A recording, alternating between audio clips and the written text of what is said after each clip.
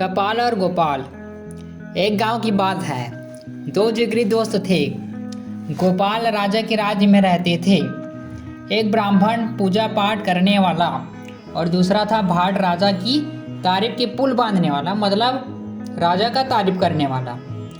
बरसों जब उन्हें एक साथ रहते हो गए तो भाट ने कहा, हम लोग अब राजा के दरबार में चले।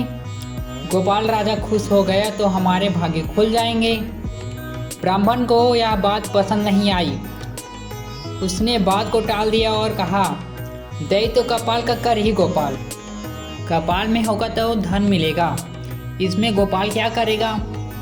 भाट को बात गले नहीं उतरी। वह बोला, दई तो गोपाल का कर ही कपाल।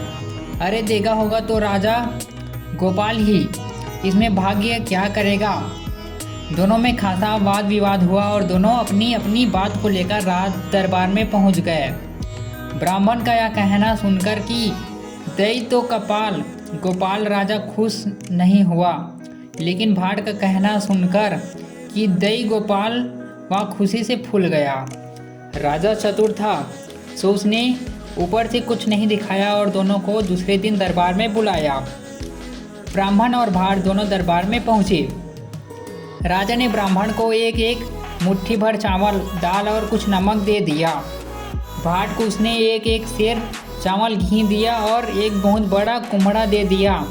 दान देकर राजा दोनों से कहा, तुम दोनों जाकर भोजन पकाकर खाओ और शाम को फिर दरबार में मिलना। तुम जब मिलोगे तो पता चल जाएगा कि गोपाल देता है या कपाल। ब्राह्मण और भाट दोनों नदी किनारे जाकर खाना पकाने लगे। ब्राह्मण भोजन पकाना शुरू कर ही रहा था कि भाट ने कहा, भाई राजा ने जाने क्या सोचकर मुझे कुम्हड़ा दे दिया।